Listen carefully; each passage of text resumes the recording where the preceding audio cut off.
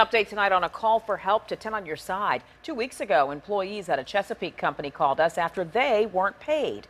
We went to the owners of EMPC Bioenergy, and it didn't go very well. But that all changed today.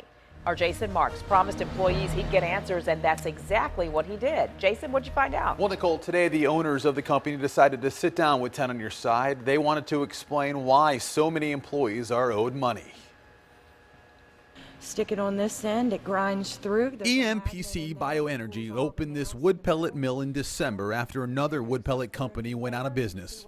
They rented the building, but bought all the equipment. We thought we were going to be able to pick right up off where they left off and so forth. But that didn't happen.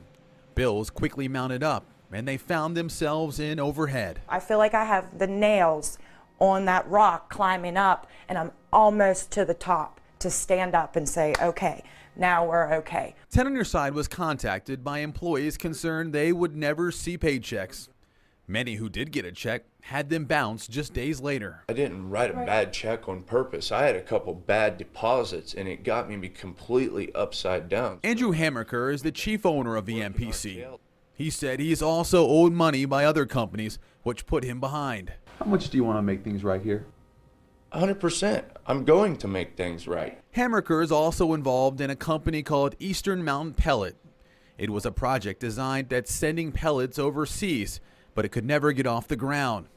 10 on your side also got emails and calls from investors and former employees there, saying they are owed anywhere between $60,000 and $90,000. People who called me said they don't think he's scamming people, that he's just a bad businessman.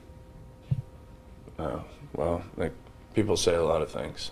You know, it's a big project. How many people pull off big projects? Hammerker says he's focused on selling the Eastern Mountain Pellet Company. In fact, he says he has a buyer, and when the deal goes through, he'll be able to pay off all his debt.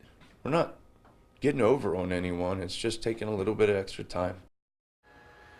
And I talked with several of the employees who called us today, and I was told they're still waiting for their money. Some of the investors tell me they've been hearing the same stories for months, that they'll soon get paid.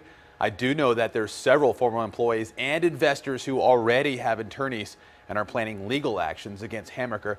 Of course, we'll keep on top of this story for you. Jason Marks, 10 on your side.